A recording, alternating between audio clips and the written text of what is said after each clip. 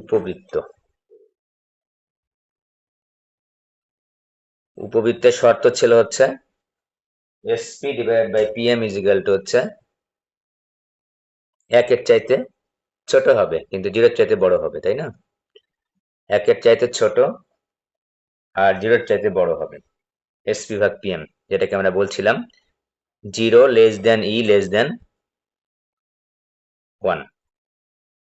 তার মানে এসপি আর কণিকের শর্তই হচ্ছে এসপি ভাগ পিএম ইজ ইকুয়াল টু ই হতে হবে। যেরকম কণিকের ক্ষেত্রে এই শর্ত ফলো করে সেটাকে বলছি আমরা উপবৃত্ত। তো আমরা প্রথমেই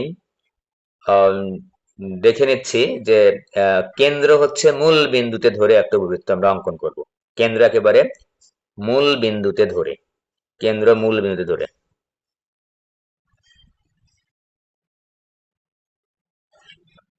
কেন্দ্র মূল বিন্দুতে ধরে একটা উপবৃত্ত আমরা অঙ্কন করব। এটা হচ্ছে সেন্টার, তার মানে এটা এক্স অক্ষ, এটা ওয়াই অক্ষ, আর উপবৃত্তের কেন্দ্রটা হচ্ছে এটা ধরলাম আমরা। ঠিক আছে, যদি তাই করি তো দেখো, এই আমরা প্রথমে হচ্ছে বড় অক্ষটাকে, দুটো অক্ষ থাকে, একটা হচ্ছে বৃহৎ অক্ষ, একটা হচ্ছে ক্ষুদ্র অক্ষ। তো বৃহৎ অক্ষ আমরা প্রথমে এক্স অক্ষ ধরে নিলাম। তো এরকম হবে, তাহলে বুঝতেই পারছো।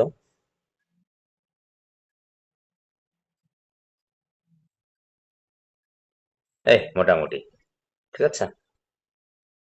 আচ্ছা, এটা হচ্ছে সেন্টার 0 0, আর এটা হচ্ছে শীর্ষ। দেখো দুটা শীর্ষ পেয়ে গেছি আমরা। আমি যদি একটু দেখাই, টান দিয়ে দেখালাম, এটা হচ্ছে শীর্ষ, এটার নাম একটা দিব, এটার নাম একটা দিব, এটাও শীর্ষ। শীর্ষ থেকে টান দিলাম, দূরত্বগুলো দেখাবো তাই। ঠিক আছে, তো এই পাশে থাকবে একটা নিয়ামক রেখা, এই পাশে একটা থাকবে নিয়ামক রেখা। তো এই পাশে একটা নিয়ামক রেখা দিচ্ছি, এই যে নিয়ামক রেখা দিলাম, ওই পাশে একটা নিয়ামক রেখা দিলাম। ঠিক আছে, এই আর উপকেন্দ্র থাকবে হচ্ছে, দেখো খেয়াল করে প্রথমে আমরা একটু দেখে নিই যে এইটুকা দূরত্বের নাম ধরে নিচ্ছি আমরা এ।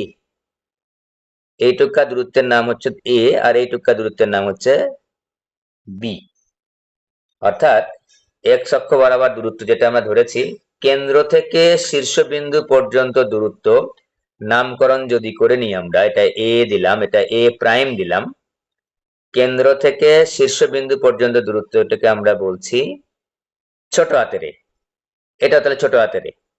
আর ওয়াই অক্ষের সাথে যে দুটা বিন্দু ছেদ করেছে, আমি ডেরিভেশন আর দেখাবো না, ডেরিভেশন দেখার দরকার নাই, ডেরিভেশন তোমাদের রেগুলার ক্লাসে দেখিয়েছি।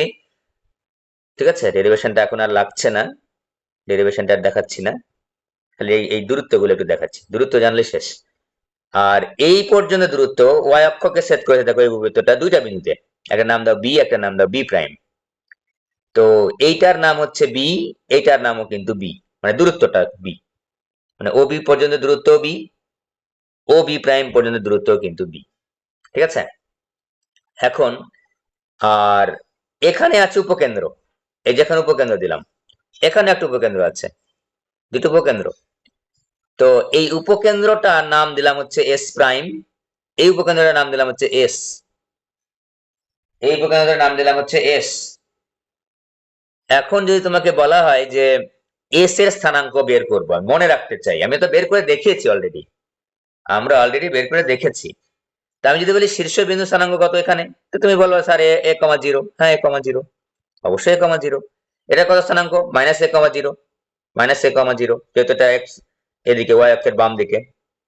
উপকেন্দ্র হচ্ছে, দেখো খেয়াল করে দেখো, আমার এখানে SP divided by PM equal to e, কিন্তু ই লেস দেন 1। জিরো তো অবশ্যই জিরো না, জিরো তো না, ই এর মানটা 1-এর চাইতে ছোট, 1-এর চাইতে ছোট। আমি একটু নামকরণ করে দিই,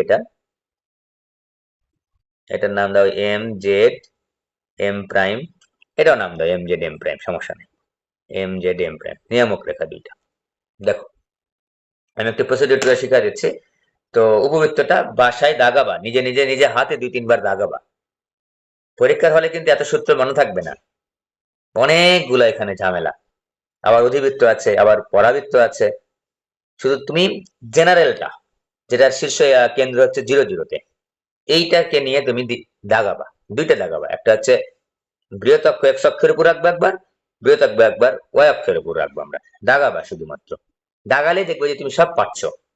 এখানে তোমার মুখস্থ তখন আর লাগছে না। একটা টেকনিক্যাল একটু মনে রাখি এখানে, যে এর মান 1-এর চাইতে ছোট।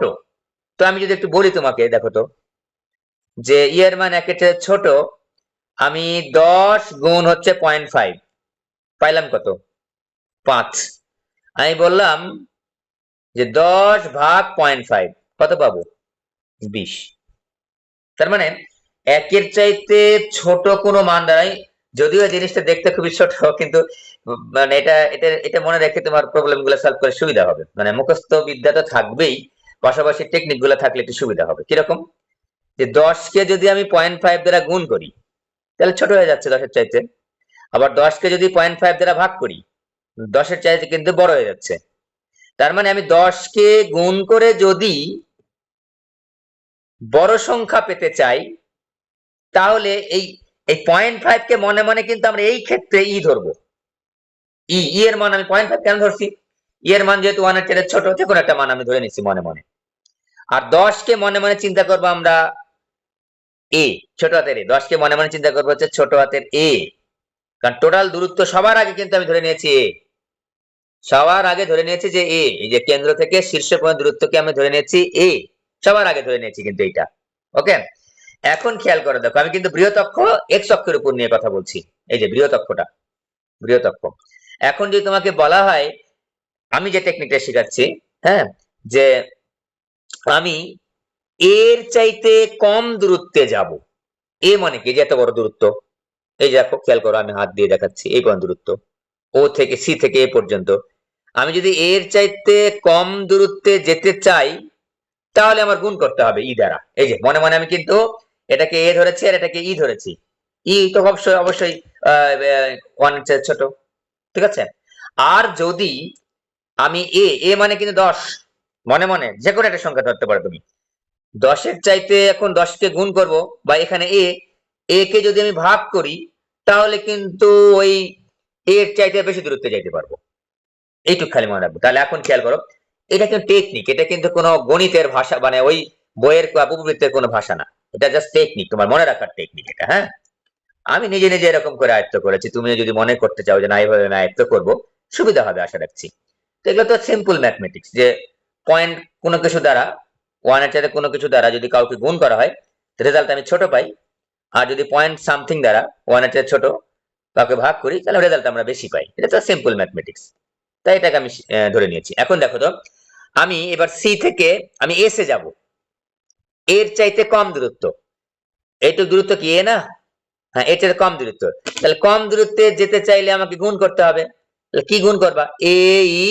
কমা 0। এটা তো এক্স অক্ষের উপর, তাহলে ওয়াই এর মান 0 হয়ে গেল। তার মানে এটার দূরত্ব কত? এই দূরত্ব হচ্ছে ওকে। এবার দেখো তো, আমি এখানে এই পাশে এই দূরত্ব কত হলে? এটাও আমি যদি একটু দাগায় নিই, এটা এটা একটু লম্ব করে দাগায় নিই, এটা আর একটা লম্ব দিলাম, টান দিলাম আর কি, জাস্ট দূরত্ব গুলা বোঝানোর জন্য। এই যে, তাহলে এটা দূরত্ব, এইটুকু দূরত্ব তাহলে কত? দেখো তো, আমি যদি দেখাই তোমাদের, এটা দূরত্ব অবশ্যই ই। এটা দূরত্ব কত? এর দূরত্ব হচ্ছে ই। তাহলে যেহেতু এটা বাম দিকে আছে, তাহলে এটা কি হবে? -0 হবে। ওকে, ওকে। আর এটা হচ্ছে +0। এখন যদি তোমাকে বলা হয় যে আমি নিয়ামক রেখা পর্যন্ত যাব, এবার কিন্তু এর চাইতে বেশি দূরত্বে যাইতে হবে, এর চাইতে বেশি দূরত্বে যাইতে হবে। তাহলে আমি এখন ভাগ করবো দ্বারা। এটা এখন টেকনিক শিখাচ্ছি। এটা আবার যে মনে করেন না যে অন্য কিছু, এটা টেকনিক, জাস্ট মনে রাখার টেকনিক। কারণ এখানে মনে রাখার টেকনিক আমার জানতেই হবে। এই যে দূরত্ব দেখো তো, এই যে, এবার কেন্দ্র থেকে আমি নিয়ামক রেখা পর্যন্ত যাব, এবার কিন্তু দূরত্ব বেশি, এর চাই দূরত্ব বেশি। তাহলে কি করবো আমরা? কি করে ভাগ করবো না দ্বারা? এ ভাগ এইটুকু দূরত্বের নাম হচ্ছে এ ভাগ ই। সিমিলারলি যদি এদিকে যাই, আমি এদিকে যাই, একই কথা। এই দূরত্ব হচ্ছে এ ভাগ ই। দূরত্ব যখন আমরা নিব, তখন শুধুমাত্র আমরা পজিটিভ মানটা নিচ্ছি। আমাদের মোটামুটি কমপ্লিট, মোটামুটি কমপ্লিট। এখন দেখো, আমি বললাম যে নিয়ামক রেখার সমীকরণটা নির্ণয় করো তো বাবা। তো তুমি ইজিলি পারবা এখন নিয়ামক রেখার সমীকরণ বের করতে। কিভাবে? তো নিয়ামক রেখার সমীকরণ মানে এই যে এখান থেকে এই যে দূরত্ব কার মান, এক্স এর মান, তাহলে এক্স ইজ ইকুয়াল টু কত, এ ভাগী। এটা তাহলে সমীকরণ কি, x is equal to a ভাগী। এটার নাম কি তাহলে, x is equal to minus a ভাগী। আমি তো এখন সমীকরণ আকারে লিখছি। সমীকরণ বা আমি যদি স্থানাঙ্ক আকারে লিখি তখন তো প্লাস মাইনাস অবশ্যই দিতে হবে। এই রেখার নাম হচ্ছে x is equal to a ভাগী, রেখা তোমাদের দাগানো শিখিয়েছি। আর এই রেখার নাম হচ্ছে x is equal to minus a ভাগ ই। দুটাকে একত্রে লিখলে কি লিখবো আমরা, x is equal to plus minus a ভাগ ই। এবার যদি বলি যে উপকেন্দ্রিক লম্ব, এটার নাম হচ্ছে উপকেন্দ্রিক লম্ব রেখা রে বাবা। এই যে এল এল প্রাইম, এই যে এল এল প্রাইম, এটা জানোই তোমরা, এল এল প্রাইম, এটা হচ্ছে উপকেন্দ্রিক লম্ব রেখা। তো উপকেন্দ্রিক লম্ব রেখার সমীকরণ কি, তুমি ইজিলি পারবা স্যার। এখান থেকে দূরত্ব কত, এই, তাহলে এক্স এর মানে তো এই, তো কোন দিকে, বাম দিকে, তাহলে এক্স ইজ ইকুয়াল টু কি মাইনাস এই, এটার নাম কি তাহলে হবে, এই উপকেন্দ্রিক লম্ব রেখা x is equal to plus a a ভাগী। এটাকে একত্রে কি বলবো, x is equal to plus minus a e, এই প্লাস মাইনাস এই, তাই না, কাটাকাটি হইল, এক্স ইজ ইকুয়াল টু এই, এই, ঠিক আছে। আর কি লাগবে আমাদের, এটা স্থানাঙ্ক করতে পারি আমরা, এগুলো লাগবে না এখন আমাদের। আর একটা খালি বাদ থাকলো এখানে, সেটা হচ্ছে উপকেন্দ্রিক লম্বের দৈর্ঘ্যটা, উপকেন্দ্রিক লম্বের দৈর্ঘ্যটা বাদ থাকলো, বাদ বাকি তোমাদের সব কমপ্লিট। এখন তোমাদের দু একটা জিনিস একটু দেখাচ্ছি, পরীক্ষায় কিন্তু কন্ডিশন দেওয়া থাকে, ওই কন্ডিশন অনুসারে তোমাকে উপবৃত্তের সমীকরণ নির্ণয় করতে হয়।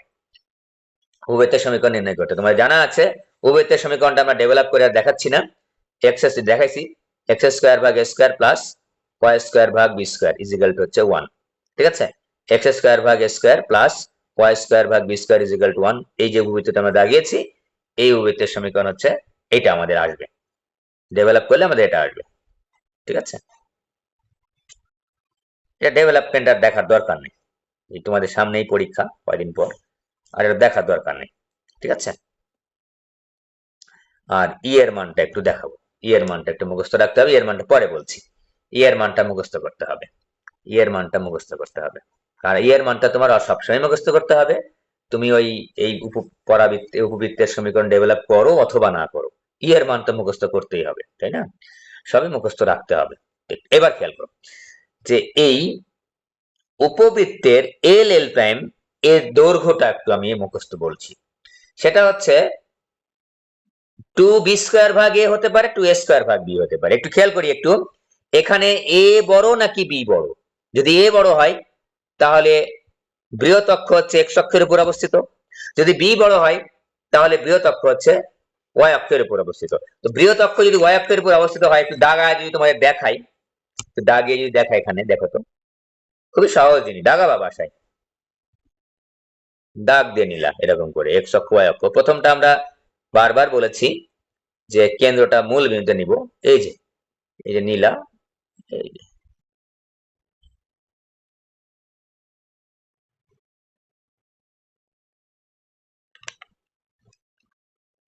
ঠিক আছে।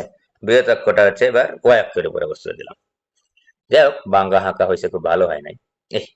এটা হচ্ছে শীর্ষ, এটা একটা শীর্ষ, এখানে একটা নিয়ামক রেখা যাবে, তাই না, এটা নিয়ামক রেখা, এটা y অক্ষ, এটা নিয়ামক রেখা, এদিকে একটা নিয়ামক রেখা আসবে, এই, ঠিক আছে। এটা কিন্তু শীর্ষ না, এখন এখন কিন্তু শীর্ষ কিন্তু এটা এ, এটা এ প্রাইম। এখন কিন্তু আমার শীর্ষর স্থানাঙ্ক কিন্তু এটার নাম বি, না বি দিয়েছি তো, হ্যাঁ এটার নাম বি দিয়েছি, এটা স্থানাঙ্ক কিন্তু এখন আর এ জিরো বা জিরো এ হবে না, যেহেতু এ আর বি আছে, এটা হবে জিরো বি, এটার নাম হবে হচ্ছে জিরো মাইনাস বি, ঠিক আছে। আর নিয়ামক রেখা কিন্তু এখন আর এক্স ইজিক্যাল টু এ ভাগই হবে না, উপকেন্দ্র কিন্তু এরকম আর হবে না। এই যে এটা হচ্ছে উপকেন্দ্রিক লম্ব রেখা, যেখানে উপকেন্দ্রিক লম্ব রেখা একই ভাবে, এটা হচ্ছে উপকেন্দ্রিক লম্ব রেখা, এখানে একটা উপকেন্দ্র আছে, এখানে একটা উপকেন্দ্র আছে। তো উপকেন্দ্রিক লম্ব রেখার সমীকরণ এখন কি হবে, এইটুকা দূরত্বের নাম কি, এইটুকা দূরত্বের নাম হচ্ছে, যেহেতু আমি ছোট দূরত্ব চাচ্ছি বির চাইতে, এবার কিন্তু এ নিয়ে আর কথাই বলবো না, এবার এ নিয়ে আর কথা বলবো না, এবার সব বি নিয়ে কথা বলবো, যখন বি বড় তখন সব বি নিয়ে কথা বলবো, ঠিক আছে। এখন এইটুক দূরত্ব হচ্ছে, যেহেতু আমি শীর্ষের চাইতে কম দূরত্ব চাচ্ছি, শীর্ষবিন্দু যেতে যে দূরত্ব দরকার বি, তার চাইতে কম দূরত্ব চাচ্ছি, তাহলে দূরত্বটা কম দূরত্ব চাইতে হলে আমি কি লাগবে, গুণ করতে হবে, তাহলে বিই এটুকু। ঠিক আছে, এবার যদি বলি না আমি নিয়ামক রেখা পর্যন্ত চলে যাব, নিয়ামক রেখা পর্যন্ত যাব, তাহলে কি হবে, আমি শীর্ষ থেকে আরো দূরে পার হয়ে চলে গেছি, তাহলে দূরত্বের নাম কি হবে, বি ভাগ ই। এইটুকু দূরত্বের নাম হবে বি ভাগ ই। এখানে কিন্তু সব বি ভাগ বি নিয়ে কারবার, এখন আর এ নিয়ে কোনো কথাই বলবো না আমরা। তাহলে এটুকু দূরত্ব কত, এটা দূরত্ব হচ্ছে বিই, আর এটুকু দূরত্ব হচ্ছে বি ভাগ ই। বড় দূরত্ব হইলেই বি ভাগ ই, আর ছোট দূরত্ব দরকার হলে আমাদের বি। এই দুটোই জিনিস, উপকেন্দ্র আর হচ্ছে নিয়ামক রেখা। ঠিক আছে, তাহলে এখন সবগুলো সমীকরণ কিন্তু এখন ওই y ইজ ইকুয়াল টু হবে, এখন এর x ইজ ইকুয়াল টু কিচ্ছু হবে না, সবগুলো y ইজ ইকুয়াল টু।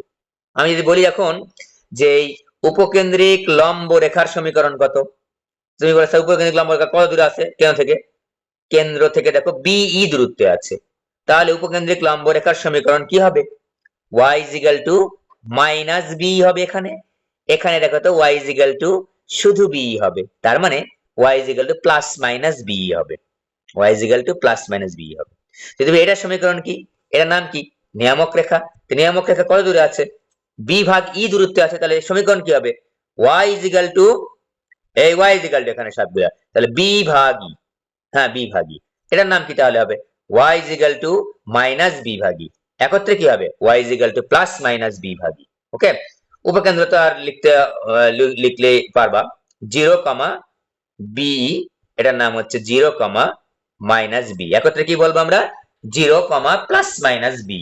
ওকে, উপকেন্দ্রিক লম্বের সমীকরণ থেকে শুরু করে সবকিছু হয়ে গেল আমাদের। এখানে খালি একটা জিনিস একটু মনে রাখি, এল এল প্রাইম, এল এল প্রাইম, দেখো তো যখন বি বড় হবে, মানে ওয়াই অক্ষের উপর প্যারাবোলা কি বলে ইলিপসটা অবস্থিত হবে, তখন উপকেন্দ্রিক লম্বের দৈর্ঘ্য হবে 2b², না সরি 2a² ভাগ বি, ছোটটা থাকবে নিচে, বড়টা থাকবে নিচে, মনে রাখবো আমরা বড়টা থাকবে নিচে 2b² ভাগে, এটা হচ্ছে এল এল প্রাইম, এল এল প্রাইম উপকেন্দ্রিক লম্বের দৈর্ঘ্য। আর এখানে দেখো, এখানে উপকেন্দ্রিক লম্বের দৈর্ঘ্য হবে হচ্ছে এল এল প্রাইম ইজ ইকুয়াল টু, কে বড়, এ বড়, তাহলে এ বড় দিয়ে এ নিচে দিয়ে দাও, উপরে কি থাকবে 2a², 2b², 2b², এ নিচে দিলে উপরে থাকবে 2b²। ওকে, আচ্ছা, আর একটা জিনিস কি থাকলো, আর একটা থাকলো হচ্ছে উৎকেন্দ্রিকতা, ইজ ইকুয়াল টু, এখানে কি হবে দেখো তো, এখানে হবে হচ্ছে কে বড়, বি বড় না, তাহলে 1 প্লাস হবে, কিন্তু এখানে আর মাইনাস হবে না, কারণ 1 এর চাইতে বড়, মনে রাখার বুদ্ধি দেয় দেখো, সরি 1 মাইনাস হবে, সরি এটা 1 এর চাইতে ছোট, তাহলে 1 মাইনাস হবে আগে, হ্যাঁ মাইনাস দিলাম, 1 মাইনাস কে বড়, বি বড়, তাহলে বিটা থাকবে হচ্ছে নিচে, তাহলে b², উপরে থাকবে a², রুট আবার থাকবে একটা। ঠিক আছে, এটা হচ্ছে এখানে খেয়াল করো, দুটো একসাথে পড়াচ্ছি, এখানে আমি ইজ ইকুয়াল লিখবো রুট আবার 1 মাইনাস তো হবেই, 1 হচ্ছে ছোট যেহেতু, কে বড়, এখানে তো আমার উপবৃত্তটা এক্স অক্ষের উপর অবস্থিত, এ বড়, তাহলে এটা থাকবে নিচে, a², উপরে থাকবে b²। ঠিক আছে, অথবা তুমি এভাবে বলতে পারো যে স্যার আমি এভাবে মনে রাখতে ভালো লাগে না, এভাবে লিখতে পারি a², যেটা বড় সেটার মাইনাস b² ভাগ হচ্ছে a², এই যেটার উপর বড় সেটা বিয়োগ ছোটটার উপর স্কয়ার ভাগ হচ্ছে বড়টা। একই ভাবে তুমি এখানেও তাই লিখতে পারো, দেখো সিস্টেমটা কিন্তু একই, b² মাইনাস a² ভাগ হচ্ছে b²। আমার মনে হয় এটা লেখা বেশি সুবিধা, যার যেরকম সুবিধা লাগে, মনে হয় না যেটা ভুলে যাওয়ার কথা। ঠিক আছে, ও যেটা বলতে চাচ্ছিলাম, এখন দেখো তোমাদের বিভিন্ন কন্ডিশনাল উপবৃত্ত নির্ণয় করতে বলে, আর এস ফিজিক্যাল টু পিএম ওটা তো সহজ, এই চ্যাপ্টার এবং অধিবৃত্ত চ্যাপ্টার খুবই সহজ। ঠিক আছে, অনেক সময় ই এর মানটা দেওয়া থাকে না, বুঝতেই পারছো ই এর মানটা দেওয়া থাকে না, তো আমি এর মানটা দেওয়া না থাকলে কিভাবে করবো সেটা দেখাবো। পারো তোমরা এসপি আর পিএম এর ভাগ করলে, এই এসপি আর পিএম এর মান দেওয়া থাকে অনেক সময়, এসপি কে পিএম দ্বারা ভাগ করলে কিন্তু আমরা ইটা পেয়ে যাই, ই পেয়ে যাই। ঠিক আছে, বুঝতে পারছো, এরকম করে দেওয়া থাকে অনেক সময়। যাই হোক, এবার খেয়াল করো যে আমি যদি তোমাকে এখন বলি যে শীর্ষ বিন্দু দ্বয়ের মধ্যবর্তী দূরত্ব কত, তা দেখো তো এইটুক এ, এইটুকু এ, টোটাল দূরত্ব তাহলে 2a হবে, কিন্তু শীর্ষ বিন্দু দ্বয়ের মধ্যবর্তী দূরত্ব 2a। এবার যদি তোমাকে বলি উপকেন্দ্র দ্বয়ের মধ্যবর্তী দূরত্ব কত, এইটুক এই, এইটুক এ ই, তার মানে 2AE। আবার দূরত্ব নির্ণয়ের ক্ষেত্রে কিন্তু মাইনাস আমি নিব না, এই টোটাল দূরত্ব। স্যার আমি এটা তো এই, এইটুকু তো মাইনাস এই, মাইনাস তো বাবা স্থানাঙ্ক আকারে লিখেছি, দূরত্ব আকারে না তো, তাই না? দূরত্ব তো তোমার শুধু এই যে দূরত্ব, এই যে দূরত্ব 2AE। যদি বলি এবার নিয়ামক রেখাদ্বয়ের মধ্যে দূরত্ব কত, এই যে এই 2A ভাগ ই, খুবই ইম্পর্টেন্ট কিন্তু। এবার খেয়াল করো একটা জিনিস খুবই গুরুত্বপূর্ণ, সেটা আমি বলে দিচ্ছি, অনেক সময় প্যাঁচায় প্রশ্ন যদি আসে। আমি আবার নতুন করে একটি চিত্র দেখাবো, এটাতে বেশি হিজিবিজি হয়ে গেছে। আচ্ছা এখানে দেখা বলছি তোমাদের, ওইটাই দাগাই এটার উপর দিয়ে, তাহলে সুবিধা হবে দাগানো।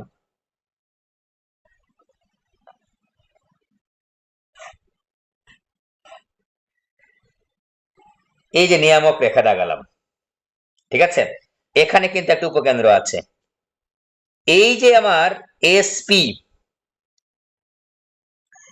এসপি যে কোনো জায়গায় দিতে পারো তুমি, এই যে এখানে দিয়ে কিন্তু তুমি এই যে পি দিলাম আমরা, খেয়াল করো ভালো করে জিনিসটা, এই উপকেন্দ্রের এই উপকেন্দ্রের নিয়ামক রেখা হচ্ছে এইটা, কিন্তু এই উপকেন্দ্রের নিয়ামক রেখা কিন্তু এইটা না, তাই এসপি পিএম কিন্তু এখানে আনবো না আমরা, তাহলে কিন্তু ভুল হয়ে যাবে।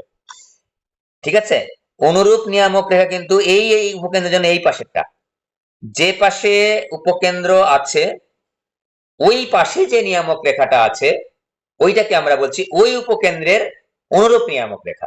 তাই আমি এসপি পিএম কিন্তু এখানে দিতে হবে আমাদের, এই যে এম জেড এম প্রাইম। প্রশ্ন স্যার আমি যদি এখান থেকে এখানে যাই, যাও তুমি, আমি একটা দেখাচ্ছি, মনে করো তুমি এখানে চলে আসছো, দিলাম এসপি, তোমাকে কিন্তু আবার এখানেই আসতে হবে, তুমি যদি এখানে দাও মিলবে না।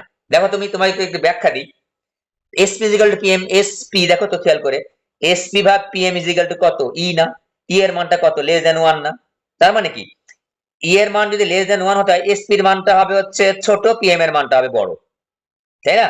উপরে যদি ছোট থাকে নিচে যদি বড় থাকে তবেই তো 1 এর চেয়ে ছোট হয়, উপরে থাকতে হবে বড়, অবশ্যই বড়, নিচে থাকতে হবে কি ছোট, উপবৃত্তের ক্ষেত্রে বড়,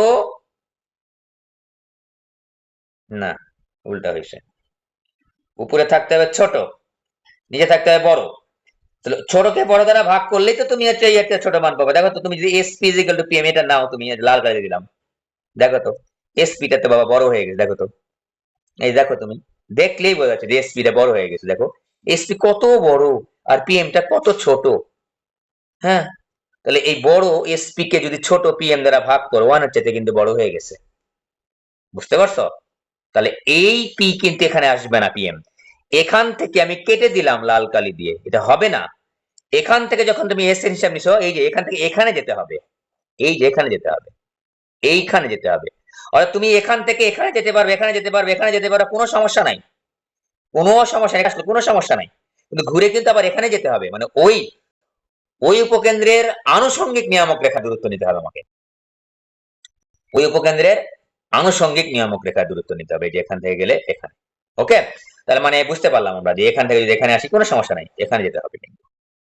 তাহলে আশা রাখি বুঝতে পারছো, এই উপকেন্দ্রের জন্য নিয়ামক রেখা হচ্ছে এই দূরত্ব, এই নিয়ামক রেখা, আনুষঙ্গিক বা অনুরূপ নিয়ামক রেখা, বুঝতে পেরেছ? তাহলে এখন কোন কারণে যদি মনে করো এই উপকেন্দ্রের স্থানাঙ্ক দেওয়া আছে সামথিং, দেওয়া আছে মনে করো সামথিং, উপকেন্দ্র স্থানাঙ্ক, এই নিয়ামক রেখার তোমার ইকুয়েশন দেওয়া নাই, এই নিয়ামক রেখার ইকুয়েশন দেওয়া আছে, মনে করো x minus y plus 1 is equal to 0, তুমি যেন ওই SP is equal to PM এই রেখার উপর দূরত্ব দিয়ে সমীকরণ ডেভেলপ করলে আর হবে না অঙ্ক কিন্তু, কারণ এই PM এর উপর যদি তুমি দূরত্ব হিসাব করো তাহলে তোমার তো ডেফিনেশন কলাপস করে, ই এর মান তো 1 এর চেয়ে বড় হয়ে যায়, তাহলে হলো না তো। আমার এই পিএম এই এমজেড এমপি এই নিয়ামক রেখার সমীকরণ লাগবে, বের করার বুদ্ধি কি, ভেরি সিম্পল, এইটা এবং এটা হচ্ছে পরস্পর সমান্তরাল, এই নিয়ামক রেখা এবং এই নিয়ামক রেখা পরস্পর সমান্তরাল, সমান্তরাল রেখার সমীকরণ কি হবে, x minus y plus k is equal to 0, হ্যাঁ x minus y plus k is equal to 0, এখানে যদি x minus y plus 1, x minus y plus k is equal to 0 হয়, হয়ে গেল সমান্তরাল রেখার সমীকরণ। তাহলে কে এর মানটা বের করার জন্য তোমার অঙ্কের মধ্যে অবশ্যই অপশন দেওয়া থাকবে, অবশ্যই অপশন দেওয়া থাকবে, সেই অপশন দিয়ে তুমি কে এর মানটা বের করে নিয়ে এই নিয়ামক রেখার সমীকরণ বের করে তারপরে S P equal to PM বসাবো আমরা। ইম্পর্টেন্ট কনসেপ্ট, কিন্তু কোন একটা পরীক্ষা আসছে এই ধরনের অঙ্ক, খুবই কম আসে কিন্তু সাবধান করে দিলাম। নিয়ামক রেখা, এখন প্রশ্ন স্যার অনেক সময় শুধুমাত্র এই চিত্র দেওয়া থাকে না, শুধু বলা থাকে যে এসপি উপকেন্দ্র নিয়ামক রেখা, তখন কোনো সমস্যা নাই, তখন কোনো সমস্যা নাই, তখন তুমি এসপি ইকুয়াল টু পিএম ধরে ফেলবা। তখন তো তোমাকে বলে দেয় না যে কোনটা অনুরূপ নিয়ামক রেখা নাকি অনুরূপ নিয়ামক রেখা, তখন আমরা বাই ডিফল্ট ধরে নিব। মনে করো আমাকে বললো যে একটা উপবৃত্তের উপকেন্দ্র এত, উৎকেন্দ্রিকতা এত এবং নিয়ামক রেখা এত, তো ওই নিয়ামক রেখা এত বলে দিয়েছে নিয়ামক রেখার সমীকরণ, ওইটা তখন আমি ধরে নিব বাই ডিফল্ট যে অনুরূপ নিয়ামক রেখা, বাই ডিফল্ট আমরা ধরে নিব অনুরূপ নিয়ামক রেখা। কথা কি বুঝাইতে পারছি? আর চিত্র আকারে থাকলে কিন্তু অবশ্যই তোমাকে এই অনুরূপ নিয়ামক রেখা যদি দেওয়া থাকে, অন্য নিয়ামক রেখার সমীকরণ দেওয়া থাকে, তাহলে অবশ্যই এই নিয়ামক রেখার সমীকরণটা বের করে নিতে হবে। আমি এই নিয়ামক রেখার সমীকরণ দিয়ে কিন্তু অঙ্ক করতে পারবো না এই উপকেন্দ্রের জন্য। ওকে, আর একটা কাজ করতে পারো, এই উপকেন্দ্র মনে করে জানা আছে, এখানকার উপকেন্দ্র তুমি বের করে নিতে পারো। তো এটা মনে হয় কঠিন হবে, তার চাইতে এটার সমীকরণটা আমাদের বের করা সহজ হবে। ওকে, আমাদের এই তো মোটামুটি আলোচনা। আর পরামিতিক সমীকরণ হচ্ছে, পরামিতিক সমীকরণটা এখানে খুবই সহজ। এক্স ইজ ইকুয়াল টু, পরামিতিক সমীকরণটা সহজ, আমি তখন অঙ্ক করবো তখন বলে দিব না। A cos theta b sin theta, x is equal একটাই, এখানে ঝামেলা নাই। এক্স ইজ ইকুয়াল টু পরামিতিক সমীকরণের ডেভেলপমেন্ট করে দেখাচ্ছি না। আর কিছু আছে? ও, একটা কথা বলে নিই, এটা একটা ইম্পর্টেন্ট কনসেপ্ট, আমি দাগি তারপর দেখাচ্ছি। এই কনসেপ্ট দিয়ে অঙ্ক আসতে পারে।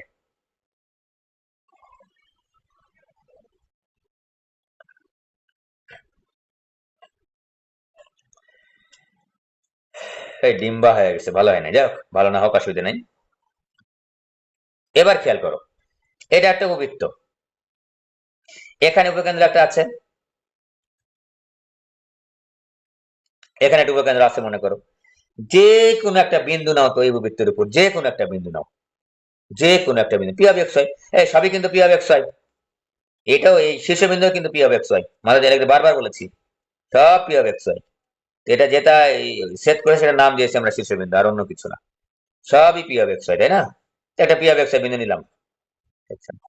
তো এই যে এটার নাম হচ্ছে এস প্রাইম, এটার নাম দাও এস, এস থেকে পি এর দূরত্ব, এস প্রাইম থেকে দূরত্ব, আর এই এস থেকে দূরত্ব, খেয়াল করে দেখো, আমি কিন্তু দুইটা উপকেন্দ্র থেকে উপবৃত্তের উপর যে কোনো একটা বিন্দুর দৈর্ঘ্য বের করতে চাই, দৈর্ঘ্য যোগ করব, নাম দিলাম হচ্ছে এস প্রাইম পি যোগ হচ্ছে S P is equal two 2a হবে। প্রমাণ আমি আর দেখাচ্ছি না, প্রমাণ দেখানোর দরকার নেই, প্রমাণ এটুকু মনে রাখবা যে উপবৃত্তের উপর যে কোনো একটা বিন্দু থেকে উপকেন্দ্র দ্বয়ের মধ্যবর্তী দূরত্বের সমষ্টি বৃহৎ অক্ষের সমান, বৃহৎ অক্ষের দৈর্ঘ্যের সমান, এই যে বৃহৎ অক্ষের দৈর্ঘ্যের সমান, এই যে বৃহৎ অক্ষ, বৃহৎ অক্ষের দৈর্ঘ্য কত 2a, এর দৈর্ঘ্য কত 2a, এই বৃহৎ অক্ষের দৈর্ঘ্য হচ্ছে সমান।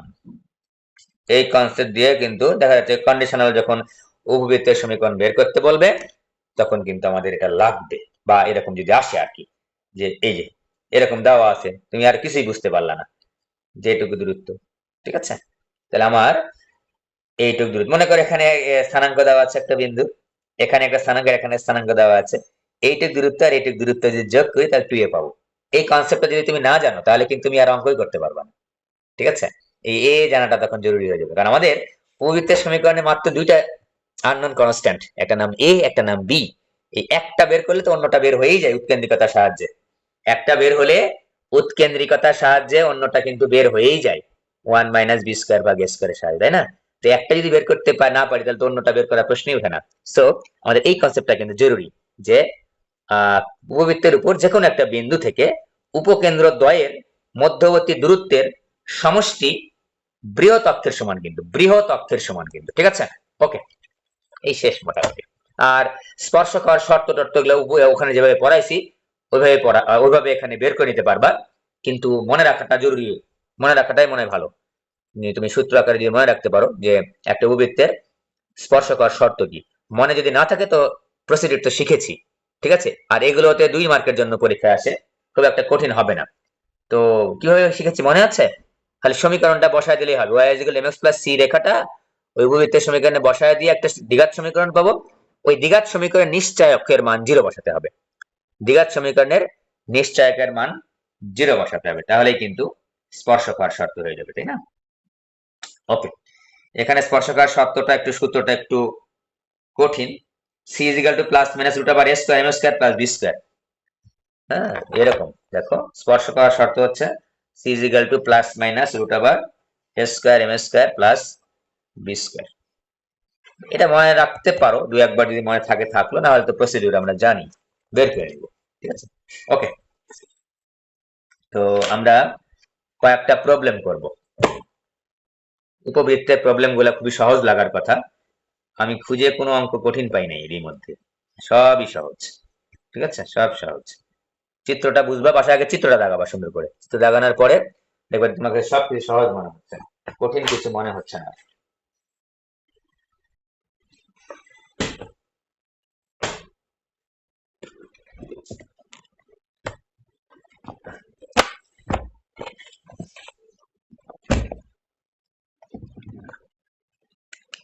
এই সবাই একটু জুবাইদ আছে মনে হয়, একটু লিঙ্ক দিয়ে দিবা কেটে গেলে, আমি সব ধরনের অঙ্ক করা দিচ্ছি। কারণ আমি কিন্তু ওই গত ক্লাসেও বলেছি যে কণিক নিয়ে তাড়াহুড়া করছি না, কণিক একটু ভালো করে পড়া উচিত, কারণ দুইটা প্রশ্ন আসবে, তো এখানে দুইটা অ্যান্সার করতে হবে। তো আমাদের তোমরা অনেকেই শুধুমাত্র কণিকের উপর ডিপেন্ডেন্ট হয়েই যাবা, ফলে এই গ্রুপ থেকে দুইটা প্রশ্ন আসে, গতিবিদ্যা স্থিতিবিদ্যার সাথে, এটার সাথে একটু লেজুর আছে। তো গতিবিদ্যা স্থিতিবিদ্যা অনেকে একটু মানে কমন আসলেও দেখা যাচ্ছে একটু মানে কনফিউশন থেকে যায়, কারণ এগুলো একটু কঠিন টাইপের অঙ্ক বলা যেতে পারে, মানে কঠিন বলতে কঠিন না, কিন্তু প্র্যাকটিসের অভাবে কঠিন, কারণ এগুলো আমরা বারবার প্র্যাকটিস করতে পারি নাই। কারণ কি? কারণটা হচ্ছে গতিবিদ্যা এবং স্থিতিবিদ্যাটা আমাদের প্রত্যেকটা কলেজেই মনে হয়, তোমাদের কলেজ আমাদের কলেজ থেকে সবার শেষে পড়ানো হয়, আর সবার শেষে তাড়াহুড়ো করে পড়াতে যেয়ে দেখা যাচ্ছে আর ওই প্র্যাকটিস করা না, কিন্তু ওই কণিকটা কিন্তু অনেকবার প্র্যাকটিস অটোমেটিক্যালি হয়ে যায়, যার জন্য এগুলোই কিন্তু আমাদের জন্য সহজ হয়ে যায়। গতিবিদ্যা স্থিতিবিদ্যা সহজ, কিন্তু প্র্যাকটিস কম করা হয়, যার কারণে একটু মানে কনফিউশন থেকে থেকে থাকে আর কি। যাই হোক, আমরা কতগুলো প্রবলেম দেখাচ্ছি, সকল ধরনের প্রবলেম দেখাচ্ছি, সকল ধরনের প্রবলেম দেখাচ্ছি। প্রথম কথা হচ্ছে, এখানে প্রথমেই আমরা দেখবো এ বড় নাকি বি বড়, এ বড় নাকি বি বড়। ঠিক আছে, উপবৃত্তে কি দেখবো, এ বড় নাকি বি বড়। পরাবৃত্তে কি দেখছিলাম, এক্স স্কোয়ার আছে নাকি ওয়াই স্কোয়ার আছে। অধিবৃত্তে কি দেখবো, এক্স স্কোয়ার না আগে নাকি ওয়াই স্কোয়ার আগে। অধিবৃত্তে পরে যাই, এই দুটো আগে, আগেরটা একটু মনে করে নিই। পরাবৃত্তে দেখেছিলাম কার উপর স্কোয়ার আছে, এক্স স্কোয়ার আছে নাকি ওয়াই স্কোয়ার আছে। এবার আমি আসছি উপবৃত্তে, এটা তো দুটার উপরে স্কোয়ার থাকবে, এক্স স্কোয়ার ওয়াই স্কোয়ার, কিন্তু দেখবো যে এ বড় নাকি বি বড়, অর্থাৎ এ স্কোয়ার বড় নাকি বি স্কোয়ার বড়। ঠিক আছে, তো প্রথম কথা হচ্ছে আমাদের প্রমিত রূপটাকে দেখে নিই, স্ট্যান্ডার্ড ইকুয়েশনটা কি ছিল, এক্স স্কোয়ার ভাগ এ square plus Y square b square.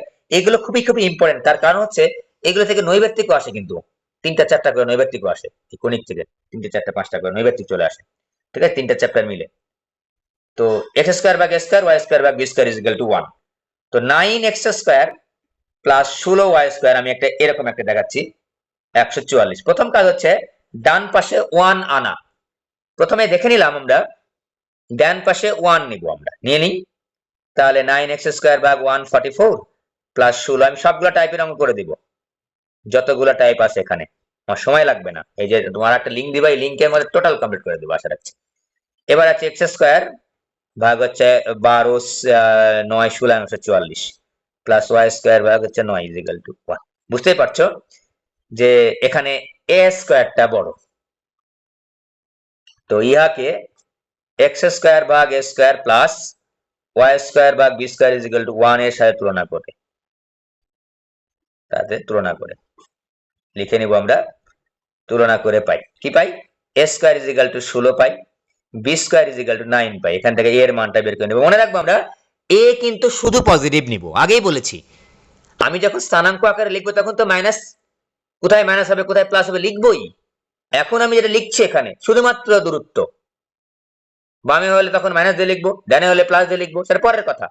এখন কিন্তু আমি প্লাস মাইনাস লিখবো না, জাস্ট প্লাস লিখবো কিন্তু। ঠিক আছে, বি ইজ ইকুয়াল টু 3, এখানে একটা লিখে নিব আমরা যে এ ইজ গ্রেটার দেন বি, এটুকু লিখে নিব। ঠিক আছে, অতীত। ই এর মানটা খুবই বের করা জরুরি, সবকিছুতেই ই লাগবে, যেহেতু বুঝতেই পারছো ই ছাড়া কোনো কিছু হবে না। 1 - বি স্কোয়ার ভাগ এ স্কোয়ার, কেউ কেউ এভাবে লিখতে পারো, যেহেতু এ বড়, এ স্কোয়ার বিয়োগ বি স্কোয়ার ভাগ এ স্কোয়ার, যার যেমন মন চাই তাই তেমন লিখবা। মনে রাখবা স্কোয়ারের ভেতরে, এই ভেতরে কখন নেগেটিভ আসবে না, নেগেটিভ আসছে মানে তোমার ভুল হয়ে গেছে। সুতরাং এখানে ভুল করার সম্ভাবনা খুবই কম, এটা দিয়ে লিখলেই ভালো। 1 - এ স্কোয়ার ভাগ যদি বি স্কোয়ার তুমি লিখে ফেলো, অবশ্যই নেগেটিভ চলে আসবে, তখন বুঝবা তুমি উল্টা করেছো, জাস্ট উল্টা দিবা। ঠিক আছে, তাহলে রুট আবার 1 - বি স্কোয়ারের মান কত? বি স্কোয়ারের মান 9, আর স্কোয়ারের মান হচ্ছে 16। 16 বিয়োগ 9 7, 7 16, √7 ভাগ হচ্ছে 4, √7 ভাগ 4 হইল রে, নাকি উল্টা পাল্টা করে ফেলছি? 16 বিয়োগ 9 7, যাই হোক, হইলে হইছে, না হলে নাই। ই এর মানটা হচ্ছে √7 ভাগ 4। ওকে, এবার খেয়াল করো, প্রথম কথা হচ্ছে এই উপবৃত্তটা এক্স এর সাথে কোনো লেজুর নেই। লেজুর বলতে বোঝাচ্ছি এক্স এর সাথে প্লাসও নাই মাইনাসও নাই, কিছু নাই, প্লাস মাইনাস আকারে কিছু নেই, যোগ বা বিয়োগ আকারে কিছু নেই, ওয়াই এর সাথে যোগ বা বিয়োগ আকারে কিছু নেই। তার মানে এটার কেন্দ্র একেবারেই মূল বিন্দুতে অবস্থিত। এক্স এর এবং ওয়াই এর সাথে যদি যোগ বা বিয়োগ আকারে কোনো লেজুর না থাকে, তখন আমরা বুঝে ফেলবো এইটার কেন্দ্র একেবারেই মূল বিন্দুতে। ঠিক আছে, তাহলে কেন্দ্র কত? 0 0, কেন্দ্র 0 0, আর কেন্দ্র 0 0 এটা অনেকবার পরীক্ষা আসছে এই ধরনের, ওই যে নৈর্ব্যক্তিক আকারে বিশেষ করে আসে, বা 2 মার্কের জন্য আসে, নিয়ামক রেখার সমীকরণ বের করতে বলতে পারে, তারপর হচ্ছে উপকেন্দ্রিক লম্ব রেখার সমীকরণ, দৈর্ঘ্য, অনেক কিছু চাইতে পারে, অনেক কিছু চাইতে পারে। ঠিক আছে, তো আমি যদি এই চিত্রটা যখন দাগাইবো, তখন এই চিত্রটা মাথার মধ্যে অর্থাৎ অন্তরে ধারণ করে ফেলবো, কে কোন দিকে থাকে, কে কোন দিকে আছে, কে কত দূরে আছে, একটু ধারণ করে ফেলবো। তো ধারণ কিভাবে করবা? 2 থেকে 3 বার, খালি একটু 2 থেকে 3 বার একটু চিত্রটা ভালোভাবে আত্মস্থ করার চেষ্টা করবা, দাগিয়ে, নিজে হাতে দাগিয়ে আত্মস্থ করার চেষ্টা করবা।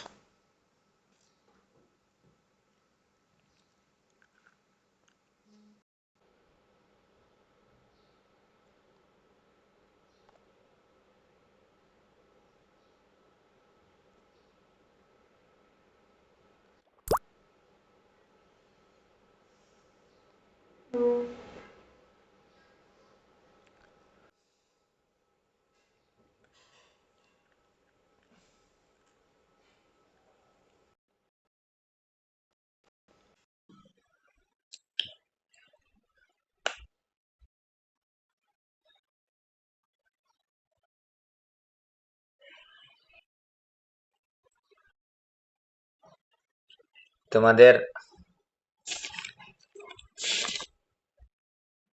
ঈদ তো গেল, পরীক্ষাটা একেবারে সামনে কাছে আসছে, মানে টেনশন মাথার মধ্যে রেখে রেখে ঈদ পালন করতে হয়েছে। সামনে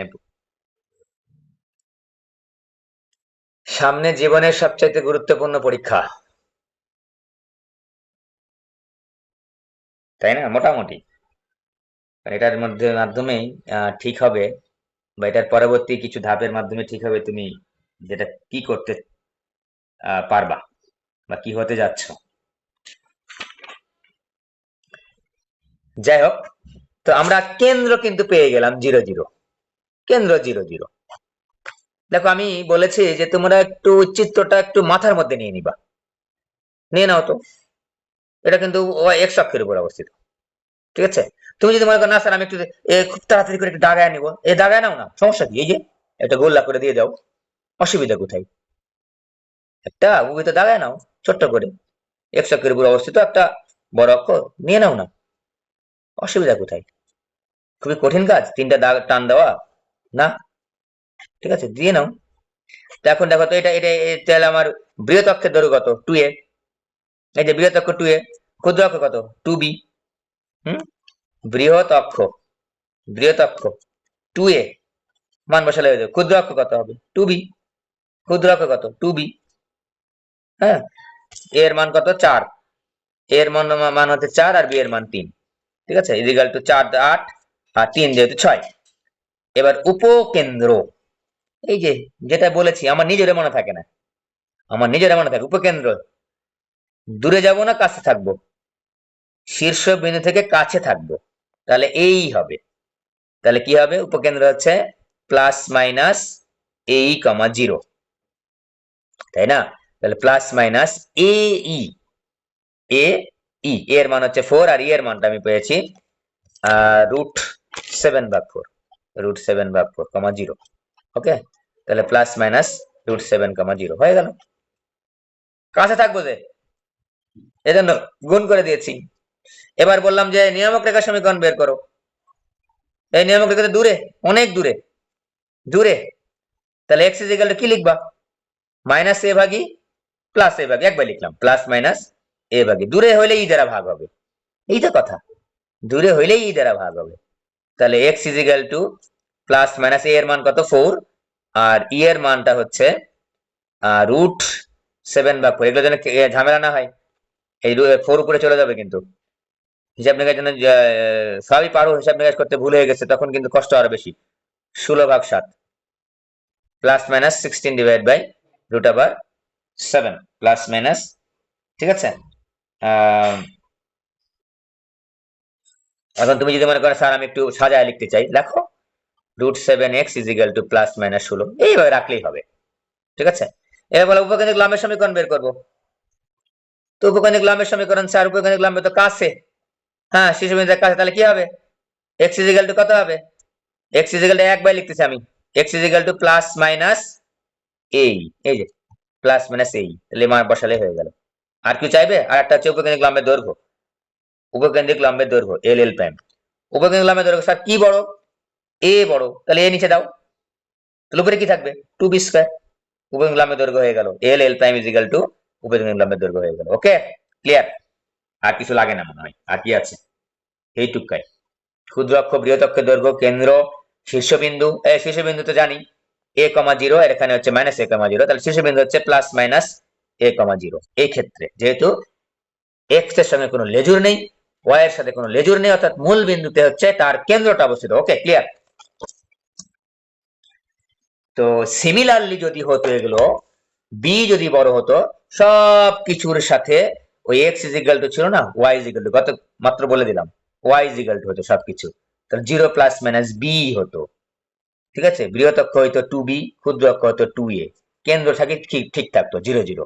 এখানে কি হতো 2a² ভাবি, টোটাল কিন্তু আমি একটা মনে রাখলে অন্যটা মনে থাকার কথা এই সময় এসে কমপক্ষে।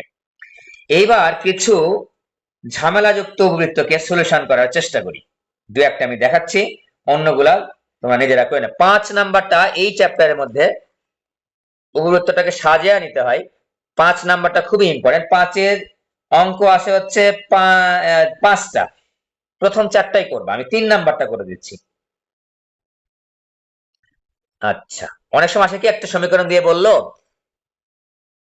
প্রদত্ত সমীকরণটি কি ধরনের সঞ্চার পথ নির্দেশ করে, প্রদত্ত সমীকরণটি কি ধরনের সঞ্চার পথ নির্দেশ করে, অথবা দেখাও যে এই সমীকরণটি একটি উপবৃত্ত নির্দেশ করে, অথবা প্রশ্ন আসে যে এই সমীকরণটি কি ধরনের কণিক নির্দেশ করে, ঠিক আছে। 3 ভাবে কিন্তু প্রশ্ন আসে, তো আমরা দেখলেই বুঝতে পারবো যেটা কি। দেখে নেই, 4x² plus 5y² minus 16x plus 10y plus 1, আমি এটা করে দিচ্ছি, ঠিক আছে। সবগুলো একই, এগুলো দেখো বিভিন্ন বোর্ডে আসছে এবং এটা 4 মার্কের জন্য আসে কিন্তু। যে এটা প্রথম কথা হচ্ছে এখান থেকে যা কিছু বের করতে বলে বলুক, প্রথম কথা এটাকে যদি বলে যে এটা কি নির্দেশ করে, বৃত্ত, উপবৃত্ত, পরাবৃত্ত, অধিবৃত্ত, বা কি ধরনের সঞ্চার পথ নির্দেশ করে, কি ধরনের কণিক নির্দেশ করে, প্রথম কথা হচ্ছে x² এবং y² এর মধ্যে যোগ চিহ্ন আসে, x² এবং y² এর মধ্যে যোগ চিহ্ন আছে, তার মানে এইটা হয় বৃত্ত না হলে উপবৃত্ত। পরের কথা, বৃত্ত হতে হলে x² এর সহগ এবং y² এর সহগ সমান হতে হবে, ফুলফিল করছে না। x² এর সহগ এবং y² এর সহগ যেহেতু সমান না, মাঝখানে প্লাস চিহ্ন আছে, সুতরাং এটা উপবৃত্ত, সুতরাং এটা উপবৃত্ত। এখন প্রশ্ন হচ্ছে স্যার আমি তো এখন উপবৃত্ত চ্যাপ্টারটা স্টাডি করছি, এটা তো উপবৃত্ত হবেই হবে, হ্যাঁ সেটা ঠিক আছে, কিন্তু যখন তোমাকে প্রশ্নের মধ্যে দিয়ে দিবে তখন তো তুমি আর উপবৃত্ত চ্যাপ্টার স্টাডি করছো না, তখন তো নতুন একটা প্রশ্নের মধ্যে একটা পুরা প্রশ্নের তোমাকে দেওয়া হচ্ছে, তখন তো কোন চ্যাপ্টার তুমি স্টাডি করছো তখন কিন্তু তুমি ধরতে পারবা কি পারবা না তখন কার ব্যাপার। কিন্তু এখন তোমাকে চোখ বন্ধ করে বললেও তুমি বলবা যে স্যার এটা উপবৃত্ত, কারণ কি উপবৃত্ত চ্যাপ্টার আমি স্টাডি করছি এখন। কথা কি ঠিক আছে?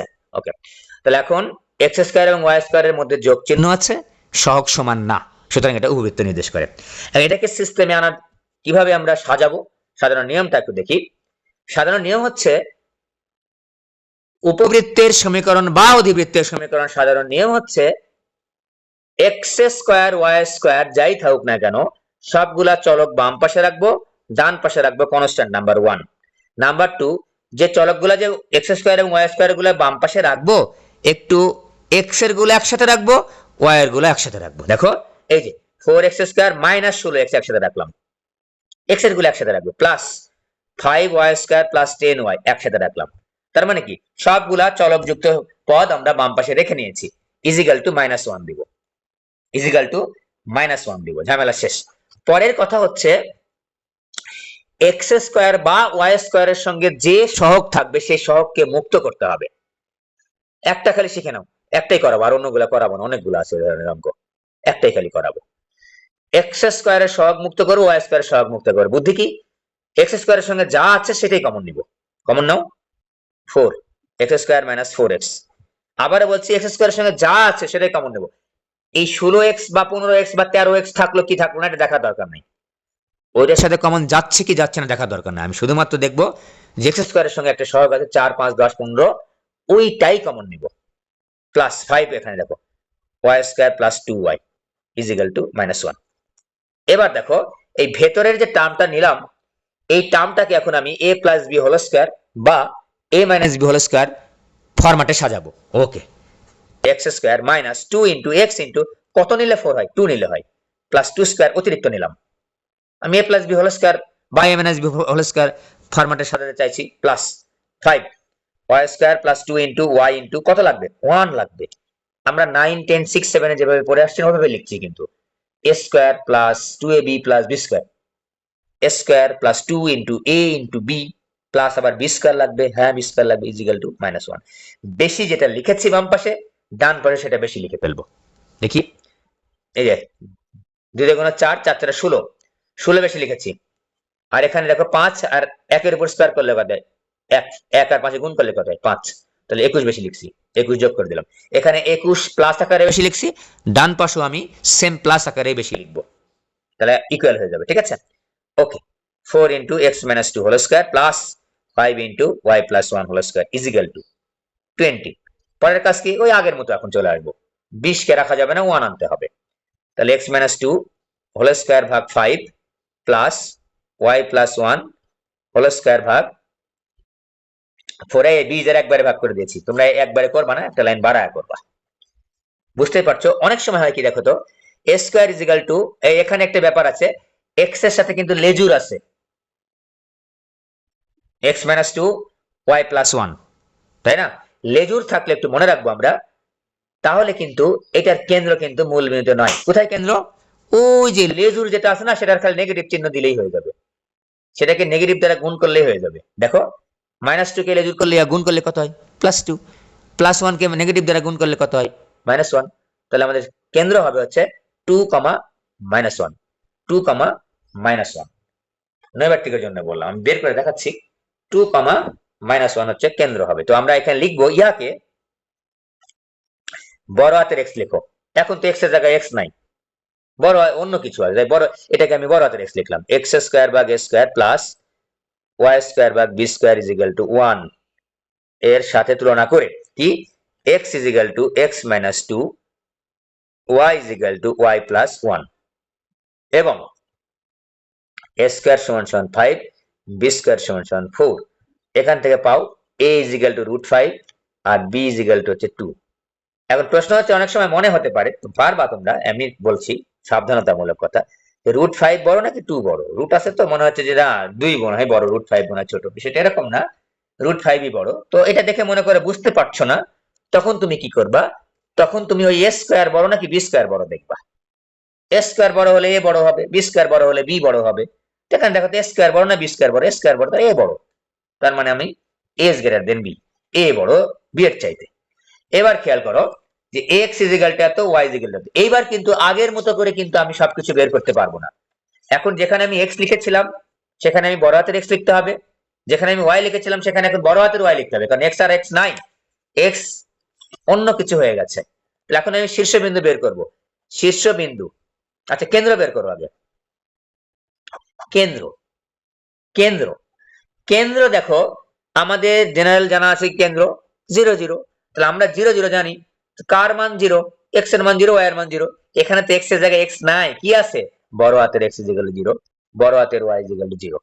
এখান থেকে আমরা লিখব ছোট হাতের x minus 2 is equal to 0 আর y plus 1 is equal to 0। টান দিয়ে নিব আমরা y is equal to minus 1, যেটা বললাম আমি যে মাইনাস দ্বারা গুণ করি কেন, ওই যে এই পাশে চলে যায় না, তাহলে এই পাশ থেকে পাশে গেলে কি হয়, একটা মাইনাস দ্বারা গুণ করতে হয় না, তাই না? তাহলে অতএব শীর্ষ কেন্দ্রের স্থানাঙ্ক এবার লিখবো, এবার লিখবো। তোমাদের তো পরীক্ষা সবগুলো চাই না, দুইটা চাই সর্বোচ্চ, দুইটা বা তিনটা চাই। কেন্দ্রের স্থানাঙ্ক হচ্ছে 2, -1। উৎকেন্দ্রিকতাটা বের করে নিয়ে আগে, ইজ ইকুয়াল টু আবার 1 মাইনাস বি স্কয়ার ভাগ স্কয়ার, যেহেতু আমাদের এ বড় সেহেতু বি স্কয়ার ভাগ স্কয়ার, 1 মাইনাস 5 ভাগ 4, 1 মাইনাস 4 ভাগ 5, দেখছো নেগেটিভ চলে আসতো, সমান রুট আবার 1 ভাগ 5 ইজ ইকুয়াল টু 1 ভাগ রুট 5 লেখো। এখন আমরা আগের মতোই দেখো তো, আমি আর একটা বের করে দেখাচ্ছি, উপকেন্দ্র বের, এই উপকেন্দ্র বের করবো। শীর্ষবিন্দু বের করি আগে, এটা ইম্পর্টেন্ট, 5 এর সবগুলা বাসায় করে ফেলবা। শীর্ষবিন্দু, শীর্ষবিন্দু কি ছিল, a, 0 ছিল, a প্লাস মাইনাস a, 0 ছিল।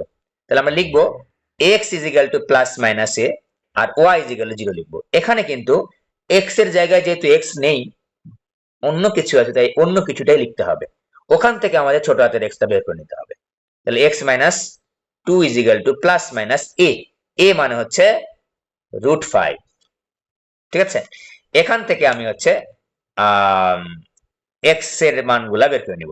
x minus x is equal to, এখান থেকে কি পাচ্ছি, এখান থেকে পাচ্ছি x is equal to x is equal to x is equal to হচ্ছে 2 plus minus root 5, 2 plus minus root 5, x is equal to পাচ্ছি হচ্ছে 2 প্লাস মাইনাস রুট 5, ঠিক আছে? তো এরকম শীর্ষবিন্দু এখান থেকে তুমি বের করে নিবা, y minus y plus 1 is equal to 0। এখানে আমি y is equal to minus 1 পেলাম। তাহলে এখন উপকেন্দ্রের স্থানাঙ্ক, শীর্ষবিন্দুর স্থানাঙ্ক কি লিখবা, 2 প্লাস মাইনাস রুট 5 কমা লিখবা হচ্ছে মাইনাস 1, শেষ। এটাকে ভাঙায়া দুটা করে লেখার দরকার নেই, ঠিক আছে? নিয়ামক রেখার সমীকরণটা বের করে শেষ করে দেবো। এইটা নিয়ামক রেখা, নিয়ামক রেখা কি ছিল, এই নিয়ামক রেখা দূরে থাকে না কাছে থাকে, দূরে থাকে, অনেক দূর। তাহলে কি হবে, x প্লাস মাইনাস a ভাগ ই, দূরে থাকে, ই দ্বারা ভাগ, কার মান এটা, x এর মান, x তো বড় এটা, যেহেতু এই ভূমিতিটা বৃহৎ হচ্ছে x অক্ষ, বৃহৎ হচ্ছে x অক্ষের উপর অবস্থিত।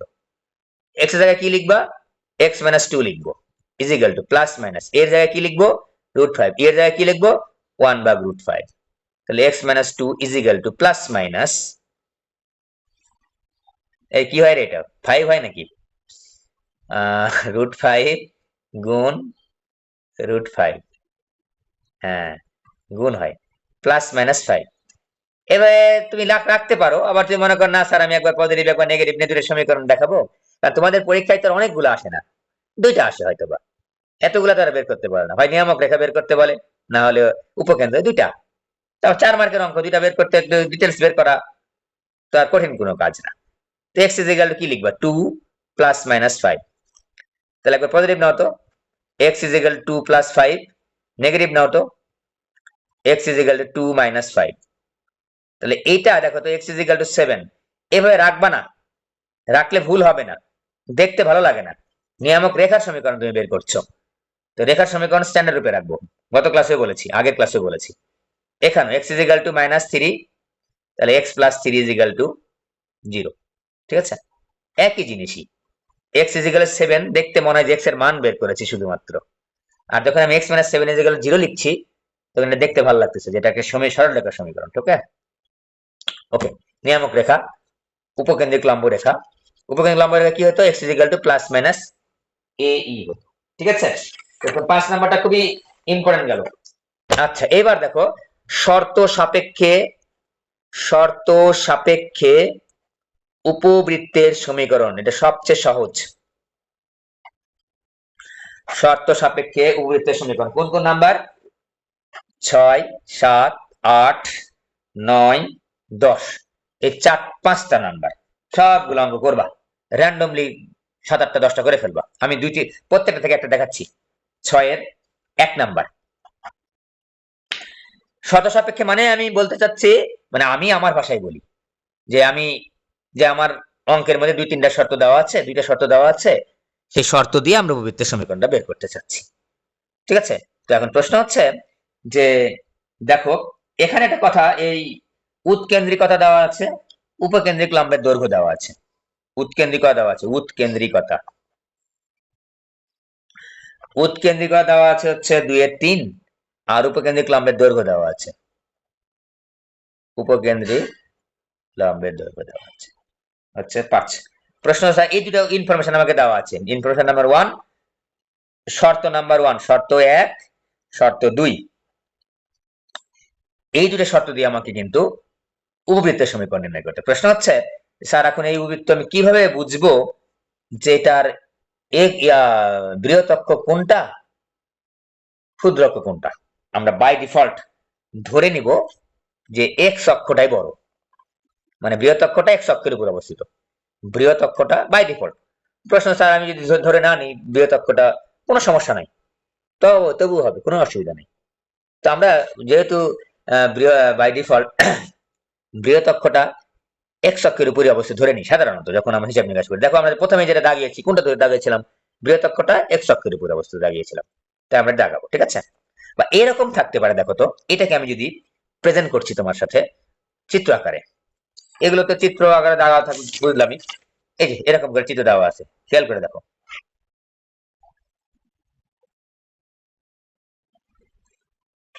ঠিক আছে? দেখো আমি এইখানে দেওয়া আছে এল, এল প্রাইম, এটা হচ্ছে উপকেন্দ্র। ঠিক আছে? দেখো আমি একটু দেখাচ্ছি, বিভিন্ন ভাবে দেখানো যেতে পারে। আমি এই যে উৎকেন্দ্রিকতা দুই ভাগ, এই যে দেখো তো, এই এই দেখো আমি এই M, M, Z, M prime, দেখো আমি একটু দেখাচ্ছি।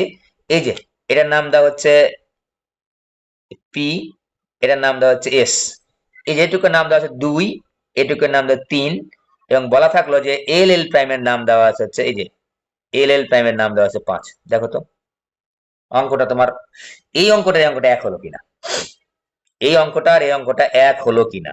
সি হচ্ছে 0, 0 স্থানাঙ্কের অক্ষ, 0, 0 দেওয়া দরকার নাই যদি এখানে এক্স অক্ষ ওয়াই অক্ষ দেওয়া থাকে।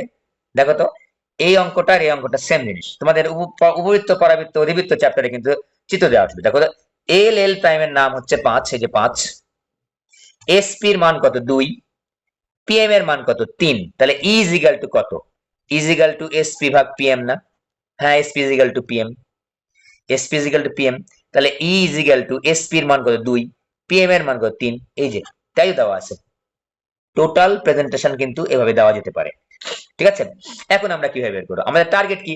দেখো তো এই অঙ্কটা দেখে বোঝা যাচ্ছে যে মূল বিন্দু এক্স অক্ষের উপর অবস্থিত, এবং এটা আরো বোঝা যাচ্ছে যে এইটা হচ্ছে বৃহৎ অক্ষ হচ্ছে এক্স অক্ষের উপর অবস্থিত। সুতরাং ঠিক আছে, বৃহৎ অক্ষটা হচ্ছে এক্স অক্ষের উপর অবস্থিত। এখন প্রশ্ন হচ্ছে এই অঙ্কটা কি ঘুরে দিতে পারতো না? হ্যাঁ দিতে পারতো। এই একই অঙ্কটা ঘুরে দিতে পারতো না? হ্যাঁ পারতো। দেখাচ্ছি এরকম করে দিতে পারতো না? হ্যাঁ দিতেই তো পারতো। দিতে পারতো না? অবশ্যই দিতে পারতো। এই যে এল, এল প্রাইম, ঠিক আছে, এল, এল প্রাইম এভাবে দিতে পারতো। এরকম করে যখন দিত তখন আমার কি বড় হইতো? তখন আমার বি বড় হইতো, এ ছোট হইতো।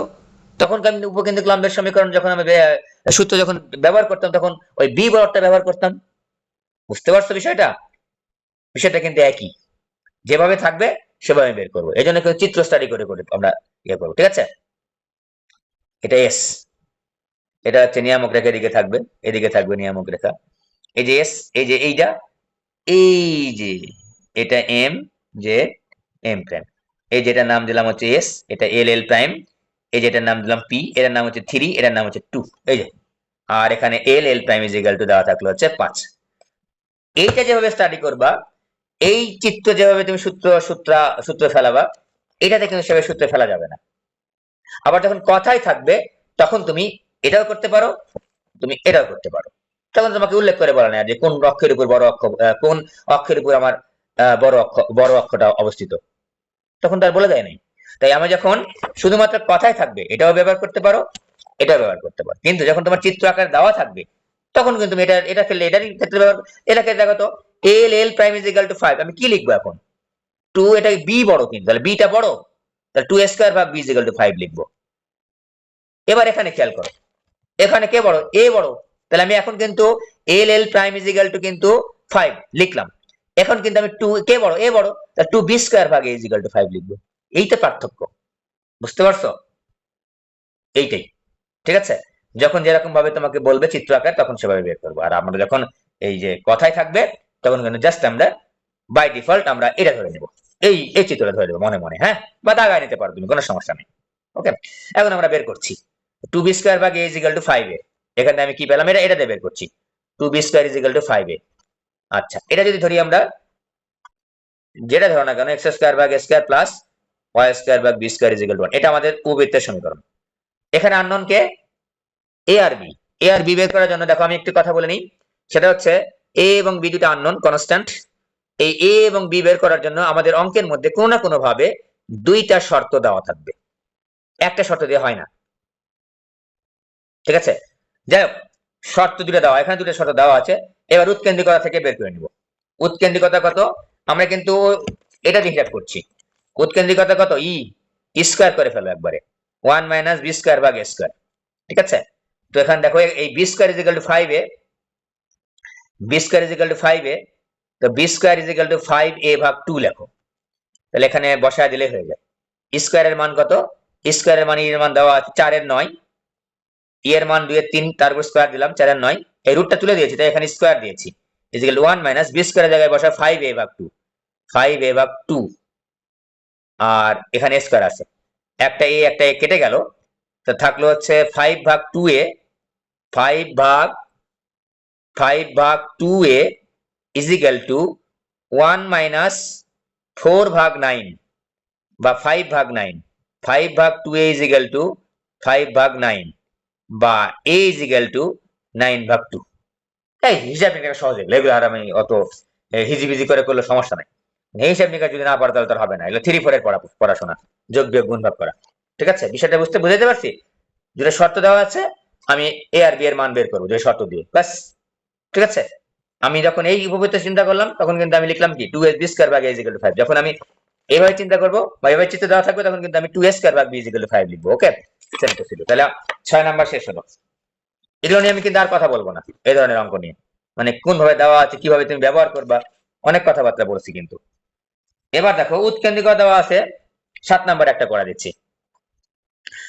উৎকেন্দ্রতা, উৎকেন্দ্রতা দেওয়া আছে বা দেওয়া আছে একবারে ছোট করে 1 ভাগ 3, আর উপকেন্দ্রের স্থানাঙ্ক দেওয়া আছে। দেখো এইবার দেখো, দেখলেই চিনতে পারবো ঘটনা কি ঘটছে। প্লাস মাইনাস 3,0, বলো তো একজন, এই উপবৃত্তটা কোন অক্ষের উপর বড় অক্ষ অবস্থিত? উপবৃত্তের অক্ষ কোন অক্ষের উপর অবস্থিত? এক্স অক্ষ না ওয়াই অক্ষ? বড় অক্ষটা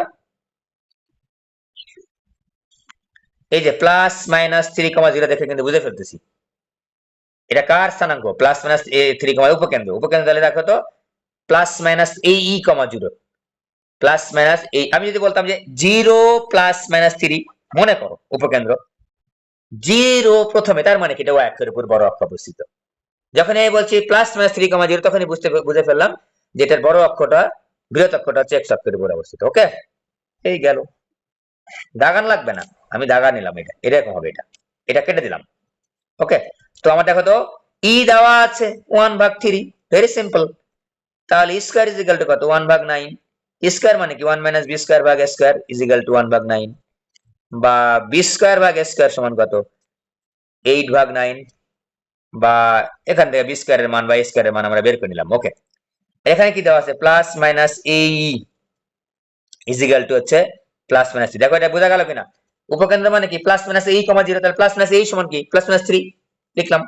প্লাস মাইনাস কেটে গেল, শুধু 3। এর মানটা দেওয়াই আছে 1 ভাগ 3 ইজ ইকুয়াল টু 3, বা এ ইজ ইকুয়াল টু 9, বা A square is equal to 81। তো আমি যদি বলি যে B square is equal to 8 ভাগ 9 গুণ এ স্কোয়ার, এ স্কোয়ারের মানে 81 বসায় দাও, 9 9 81, 8 8 9 8 9 72, শেষ। এ স্কোয়ার আর বি স্কোয়ারের মান কোথায় বসাবা? এই যে এটাকে বসাবো, এক্স স্কোয়ার ভাগ এ স্কোয়ার প্লাস ওয়াই স্কোয়ার ভাগ B square is equal to 1। এখানে বসালে আমাদের অঙ্ক কমপ্লিট। এই অঙ্কটা আমি করলাম, কত সময় লাগছে? 2 মিনিটও লাগে না, সহজ এগুলো। 7 নাম্বার কমপ্লিট। 8 নাম্বার আরো সোজা। 8 নাম্বার কি দেওয়া আছে? ক্ষুদ্র অক্ষ দেওয়া আছে, ঠিক আছে। 8 নাম্বার দেওয়া আছে, ই দেওয়া আছে। 8 নাম্বার দেখো আমি একটা করাচ্ছি। 8 এর 1 2 3, তিনটাই ইম্পর্টেন্ট। একটাতে ক্ষুদ্র অক্ষ দেওয়া আছে, একটাকে বৃহৎ অক্ষ দেওয়া আছে। 1 2 করবা, 3 করার দরকার নেই। 3 বুয়েটে আসছে, ওই ধরনের প্রশ্ন আমাদের বোর্ড পরীক্ষায় সাধারণত আসে না। একই সেম জিনিসই কথাই আসছে আর কি। ই ইজ ইকাল টু কত? 1 ভাগ 3 নিলাম, এই 8 এর 2 নিলাম, পরীক্ষা আসছে অনেকবার। 1 ভাগ 3। আর বৃহৎ অক্ষ দেওয়া আছে, বৃহৎ অক্ষ দেওয়া আছে হচ্ছে 12। বুঝতে পারছো? বৃহৎ অক্ষ 12 মানে কি? 2a is equal two 12। তোমার মনে প্রশ্ন আসতে পারে, স্যার আমি বৃহৎ অক্ষ 2b ধরতে পারি না। হ্যাঁ ধরতে পারো, কোনো সমস্যা নাই। আমরা আগেই বলেছি বাই ডিফল্ট আমরা বৃহৎ অক্ষকে যদি উল্লেখ না থাকে আমরা অবশ্যই এ ধরে নিব, মানে এক্স অক্ষের উপর অবস্থিত ধরে নিব। এখান থেকে ইজ ইকাল টু কত? 6। এ এর মান 6, এখানে হিসাব নিকাশ করলে হয়ে যাবে। Square is equal to 1 minus B square ভাগ এ স্কয়ার। ই এর মানটা দেওয়া আছে 1 ভাগ 9 is equal to 1 minus B square ভাগ হচ্ছে 36। দেখো এখানে শুধুমাত্র বি স্কয়ার আছে, তাহলে বি স্কয়ার ভাগ 36 ইজ ইকাল টু 8 ভাগ 9, বা B square is equal to 32। ঠিক আছে, তো হয়ে গেল। স্কয়ার বি স্কয়ারের মান বসালে তো হয়ে যায়। এখানে স্কয়ারের মান 36। এগুলো খুবই সহজ অঙ্ক। 9 দেওয়া আছে, 9 দুটা করে শর্ত দেওয়া আছে, উৎকেন্দ্রিকা দেওয়া আছে, একটা বিন্দুগামী দেওয়া আছে, পারবো আমরা। আচ্ছা এবার দেখি এটা পারি কিনা। আচ্ছা এইটা একটু দেখাই। 10 এর 2 পরীক্ষায় আসছে। উপকেন্দ্রিক লম্ব দেখাচ্ছি।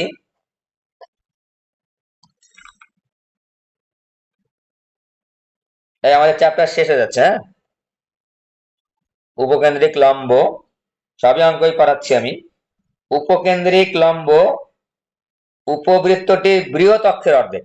উপকেন্দ্রিক লম্ব বৃহৎ অক্ষের অর্ধেক হলে উৎকেন্দ্রিকতা কত?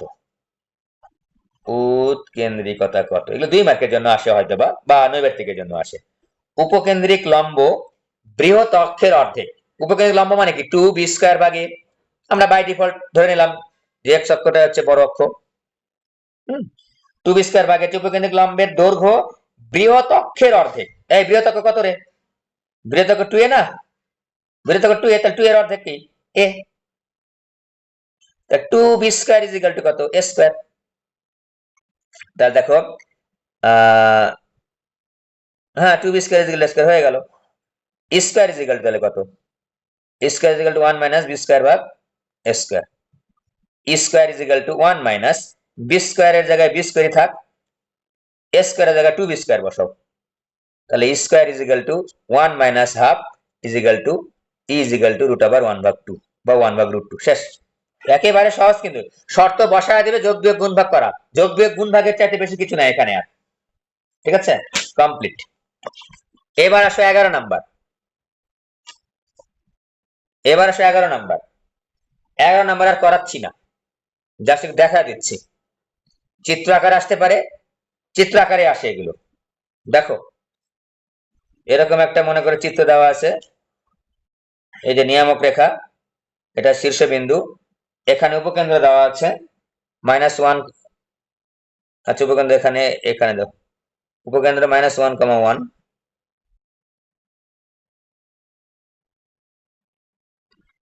আচ্ছা দিলেই হয়েছে। আচ্ছা আমরা কখনোই কিন্তু একেবারে বা ধরে নেব না যে দেখো উপকেন্দ্র এখানে দেওয়া আছে -1,1। তার মানে বুঝতেই পারছো যে এটা অবশ্যই এর অক্ষ এক্স অক্ষের উপর বা ওয়াই অক্ষের উপর অবস্থিত না। তো এটা কিন্তু আমি যে দাগাইছি এরকম দেখলেই কিন্তু তার মানে এই না যে এটাই ওয়াই অক্ষ এটা এক্স অক্ষ না। এই যে এটা এক্স অক্ষ ওয়াই অক্ষ হতে পারে, কোনো সমস্যা নাই। এই যে এক্স অক্ষ ওয়াই অক্ষ হতে পারে, কোনো সমস্যা আছে? তো হয় না? এটা হয়েছেই তো, সমস্যা কি? তাই না? এটা মূলবিন্দু মনে করো, হতেই পারে। মূলবিন্দুতে সবসময় কেন্দ্র অবস্থিত থাকবে তার বিষয় না। ঠিক আছে, এক্স অক্ষ ওয়াই অক্ষকে টাচ নাও করতে পারে, টাচ নাও করতে পারে। এটা নিয়ে কিন্তু আমার মাথা ব্যথা করো না। এবার এস এটা, এবং আহ, কি বললে উৎকেন্দ্রিকা দেওয়া আছে, উৎকেন্দ্রিকা দেওয়া আছে হচ্ছে ই ইজিক্যাল দেওয়া আছে হাফ, আর নিয়ামক রেখার সমীকরণ দেওয়া আছে হচ্ছে X minus Y is equal to zero. ঠিক আছে, এইটা আমাদের প্রশ্ন, যে একটা উপকেন্দ্র দেওয়া আছে, এইটা দেখো বলে দেওয়া নাই অঙ্কের মধ্যে যে অনুরূপ নিয়ামক রেখা কি না। এইটা কিন্তু আমি চিত্র দেখাচ্ছি আমি নিজে, অঙ্ক বইয়ের মধ্যে কিন্তু দেওয়া আছে শুধুমাত্র যে নিয়ামক রেখা এত, উপকেন্দ্র এত, উৎকেন্দ্রিকতা এত। প্রথমেই বলে নিয়েছি যে আমরা ধরে নিব বাই ডিফল্ট যে যে উপকেন্দ্র দেওয়া আছে সেই উপকেন্দ্রের অনুরূপ নিয়ামক রেখাই হচ্ছে ওইটা, নাহলে তো অঙ্ক হবে না, আবার নাহলে তো অঙ্ক আমি করতে পারবো না। অনুরূপ নিয়ামক রেখা ধরে নিব বাই ডিফল্ট। কিন্তু এখন যখন আমার চিত্র আকারে দিয়ে দিছি, দেখো তো খেয়াল করে, এই যে নিয়ামক রেখার সমীকরণ, এই যে এখানে দেখো তো এইরকম আর এইরকম, এখানে দেওয়া আছে 1, এখানে দেওয়া আছে 2, এটা দেওয়া নাই, সমস্যা কি? এসপি ভাগ পিএম সমান কত? এসপি ভাগ পিএম সমান সমান ই,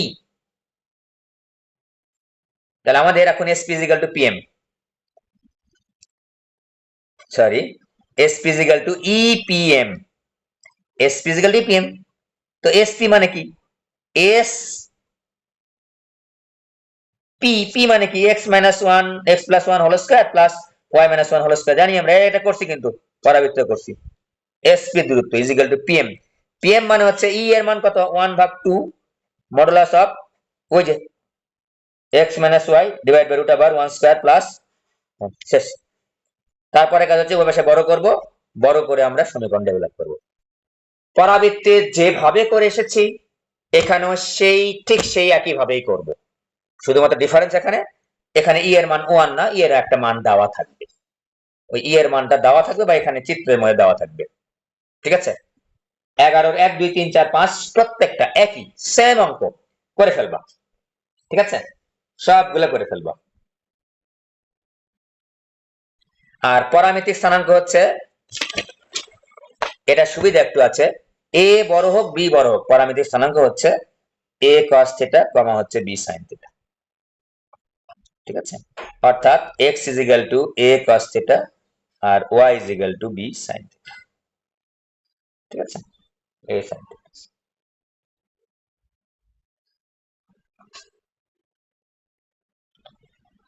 তো এরকম পরীক্ষা আসে, আমি একটা দেখাই যে 4x স্কয়ার অনেকবার আসছে, দেখি 9y স্কয়ার ইজিক্যাল টু 36।